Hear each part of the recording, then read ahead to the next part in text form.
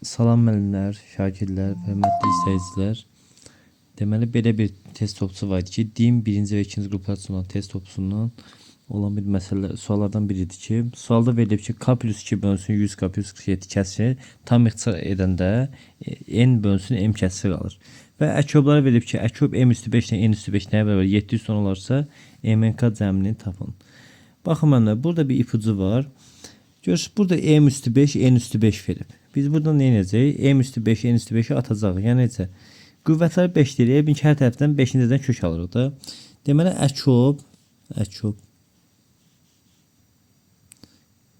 m, n cütlüyü cavabı nəyə bərabərdir? 7 üstü onun 5-dən kök altına salırıq. Nə alacağıq? 7 üstü 2. Yəni 49'a bərabərdir. Əkoblar 49'dur. Və bunlar bir-birinə fərqləndirlərsə nə anlama bilərlər? Əlbəttə ki, 1,49, 49, 1 ola bilər. 1,49 və hansı ədələr ola bilər? 49 bir cütlüyün buraya yaza bilərik. Baxın mənimlə, indi bizə nə deyir? Deyir ki, bunlara ixtisar bağında n bölünsün m kəsir qalır. Və kəsir qaldığı üçün deməli n-ə 1 verəcək, m-ə 49 verəcək. Yəni biz bunu bərabər edəcəyik 49'da 1 kəsirinə. Sadələşdirək biraz da.